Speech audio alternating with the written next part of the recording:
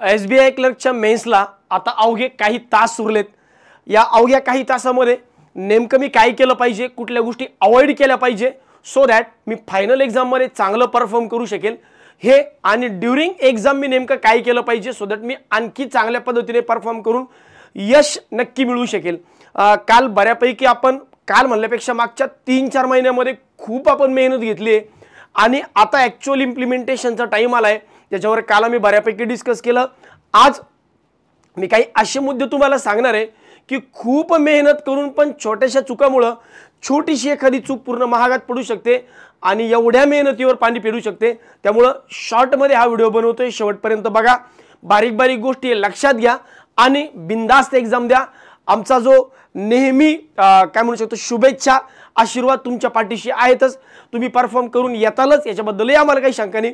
फक्त 2-4 छोट्या मोठ्या गोष्टी आणि जे कॉन्स्टंटली ज्या विषयावर एक फोन येत आहे की सर असं झालं तर काय करायला पाहिजे, तर ते काही मुद्दे जे आहेत हे एक्झामच्या अगोदर मला असं वाटतं की मी तुम्हाला सांगणं ही माझी जबाबदारी आहे, ती पुढच्या काही मिनिटांमध्ये तुमच्या समोर ठेवतो। सगळ्यात पहिल्यांदा इम्पॉर्टंट डॉक्युमेंट्स, की एक्झामला जाताना कुठले कुठले डॉक्युमेंट्स घेऊन जायचे, तर बघा डॉक्युमेंट्समध्ये काय काय न्यायचं आहे मला। डॉक्युमेंट्समध्ये माझं ID प्रूफ न्यायचं आहे ओरिजिनल, त्याची झेरॉक्स न्यायची, ID प्रूफ त्याची झेरॉक्स, 3-4 पासपोर्ट साईजचे फोटो घेऊन जा, 1-2 एक्स्ट्रा नेले म्हणजे काही फरक पडत नाही। 3-4 पासपोर्ट साईजचे फोटो, त्यानंतर प्रीचं ॲडमिट कार्ड आणि मेन्सचं ॲडमिट कार्ड, एवढे डॉक्युमेंट्स घेऊन जायचे। मग सर प्रीचं ॲडमिट कार्ड पण न्यावं लागतं का? हो, प्रीचं ॲडमिट कार्ड पण न्यावं लागतं। नसेल तर काय करायचं, सर माझं प्रीचं ॲडमिट कार्ड तर गहाळ झालंय, काहीच करू नका, जवळच्या पोलीस स्टेशनला जा, तिथे एक अर्ज लिहा की या एरियामध्ये माझं ॲडमिट कार्ड गहाळ झालंय। तुम्ही जिथं पण असताल, सध्या तुम्ही जिथं पण असताल तिथे जवळच्या पोलीस स्टेशनला जा, प्रीचं ॲडमिट कार्ड गहाळ झालंय, ते अर्ज लिहा, अर्ज त्यांच्याकडे सादर करा, त्यांना म्हणावं फक्त त्याच्यावर सही शिक्का द्या, कंप्लेंट नोंदवायची गरज नाही, काही नाही, तुम्ही फक्त त्याच्यावर एक सही शिक्का घ्या किंवा ऑनलाईनमध्ये महापोलीस नावाची जी वेबसाईट आहे त्याच्यावर तुम्ही तक्रार नोंदवू शकता आणि त्याची प्रिंट काढून तुम्ही ॲक्च्युअल एक्झामला जर घेऊन गेलात, तुम्ही ऑफलाईन स्वरूपात दिलेला अर्ज त्याच्यावर फक्त पोलीस स्टेशनचा सही शिक्का किंवा तुम्ही ऑनलाईन स्वरूपात केलेला अर्ज त्याची प्रिंट, या दोन्हीपैकी काही एक तुम्ही एक्झाम सेंटरमध्ये जर सबमिट केलं तर तुम्हाला एक्झाममध्ये अलाउ केल्या जातं। त्यामुळं त्याचंही काही टेन्शन घेऊ नका। तर पहिला मुद्दा क्लिअर आहे, इम्पॉर्टंट डॉक्युमेंट्स, एक्झाम सेंटरवर थोडंसं लवकर पोचा। जर तुमची एक्झाम जरी उद्या 12:30 वाजता असली आणि मी म्हणतोय की सर नाही मी सकाळी 7ला निघेल, नाशिक सेंटरला आरामात 4 तासात पोहोचून जातो आणि 1-1.5 तासात तुम्हाला वेळ भेटतो, तसं करू नका। अगोदरच्या दिवशी एक्झाम सेंटरला पोचा आणि ॲक्च्युअल एक्झाम सेंटरमध्ये जाताना असं होऊ शकतं की गाडी फेल झाली, गाडी वेळेवर लागली नाही, त्यामुळे थोडंसं एक दिवस अगोदर एक्झामच्या सेंटरच्या आसपास जाऊन राहा, जिथून 15-20 मिनिटाचं वॉकिंग डिस्टन्सवर तुम्ही असायला पाहिजेत। व्हेरिफिकेशन, आता जेव्हा तुम्ही व्हेरिफिकेशन करताल, बरेच सेंटर्स जे आहेत हे नवीन आहेत, यावेळेस SBI ने अशा काही ठिकाणी सेंटर्स दिलेत की जे रेग्युलर एक्झामला सेंटर नसतात, मग अशा ठिकाणी तो जो स्टाफ आहे त्यांना तेवढी माहिती नसते, हे थोडे घाई गडबडीत व्हेरिफिकेशन करतात। पहिल्यांदा एक व्हेरिफिकेशन होतं एक्झाम चालू होताना, एक्झाम संपल्यानंतर व्हेरिफिकेशन होतं, अशा वेळेस दोन्ही तुमचं थंब असेल, रेटिना असेल, मॅच व्हायला पाहिजे, म्हणून व्हेरिफिकेशन घाई गडबडीत करू नका, शांततेने बोट ठेवा, बोट प्रॉपर लावलं की नाही ते बघा, डोळ्यांचं व्हेरिफिकेशन प्रॉपर करा, कारण जेव्हा रिव्हेरिफिकेशनमध्ये जर ते मॅच नाही झालं तर तिथं थोडा प्रॉब्लेम येऊ शकतो, मग तुम्हाला अंडरटेकिंग वगैरे लिहून द्यावं लागेल आणि भविष्यात पण जेव्हा सिलेक्शन होईल तुमचं त्यावेळेसही हा प्रॉब्लेम राहतोच, पण स्टील शांततेने जर केलं ते व्हेरिफिकेशन प्रत्येकाचं प्रॉपरली होतं, काही टेन्शन नाही। ही फार महत्त्वाची गोष्ट आहे। जेव्हा तुमची एक्झाम चालू होईल, एक्झाम चालू व्हायच्या अगोदर, before the start of exam, check your system, म्हणजे जी तुमची कम्प्युटर सिस्टीम आहे ती प्रॉपर चेक करून बघा, माऊस प्रॉपर चालतोय का, चालत नसेल त्यांच्याकडून लगेचच्या लगेच माऊस चालू करून घ्या। या सगळ्या ज्या गोष्टी आहेत या एक्झाम चालू व्हायच्या अगोदर बघा, 15 मिनिटांचा आपल्याला बफर टाइम असतो, 15-20 मिनिटांचा, त्याच्यामध्येच हे क्रॉस चेक करून घ्या। चालत नसेल तर म्हणा मला इथं बसायचंच नाही आहे, काय करायचं करा, पण गोंधळ घालू नका, आर्ग्युमेंट करू नका आणि स्टाफ सोबत आर्ग्युमेंट करू नका, तिथल्या स्टाफ सोबत आर्ग्यू नका करू। तुम्हाला आर्ग्यू करायचे, तुम्हाला कंप्लेंट करायची, तिथं बँकेचे ऑफिसर आलेले असतात, आता उद्या स्टेट बँकेचे ऑफिसर प्रत्येक सेंटरवर असणार आहे, तर तुम्ही त्या स्टेट बँकेच्या ऑफिसरला रिक्वेस्ट करा की सर माझी फार महत्त्वाची एक्झाम आहे आणि मी सिस्टीम काही चालत नाही, हा स्टाफ काही कॉपरेट करत नाही, सो माझी विनंती आहे, मी तुम्हाला खूप काय म्हणतात हंबल पद्धतीने विनंती करतो की मला ही सिस्टीम चेंज करून द्या, कारण इथं काही माझा एक्झाम प्रॉपर जाणार नाही।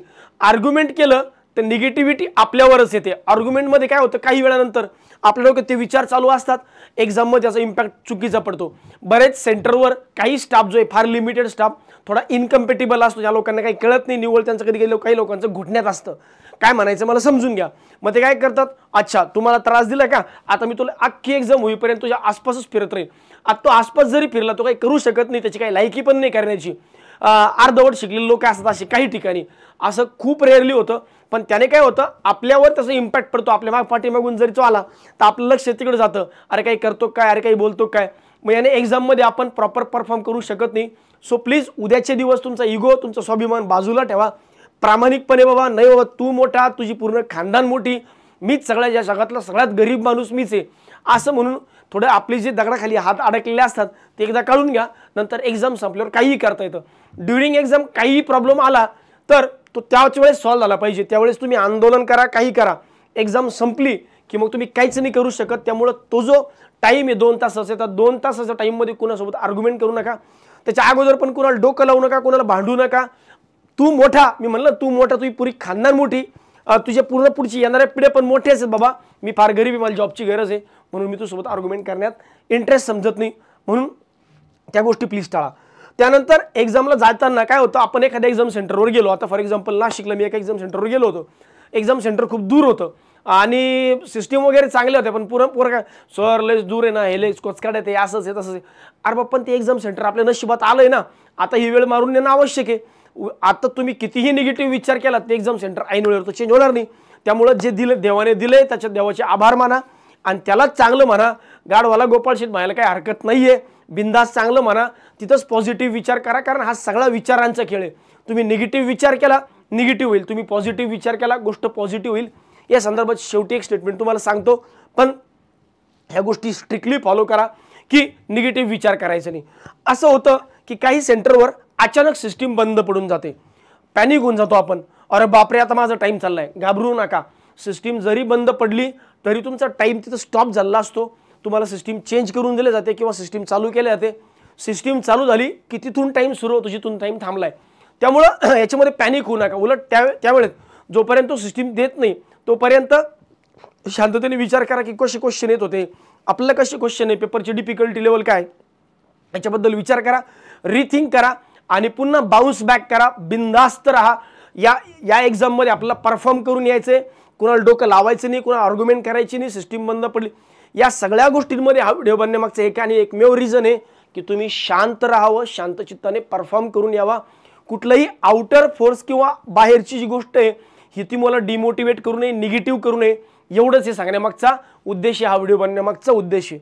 शेवटी नवज्योत सिंग सिद्धू नावाचे खूप चांगले क्रिकेटर आहेत. नवज्योत सिंग सिद्धू नावाचे खूप चांगले क्रिकेटर आहे. त्यांनी काही स्टेटमेंट किंवा त्यांचा एक डायलॉग मला खूप चांगला आठवतो की दुनिया माने जोरों को कोई न माने कमजोरों को, दुनिया माने जोरों को कोई न माने कमजोरों को, विचारों का शंखनाद है, विचारों का शंखनाद है.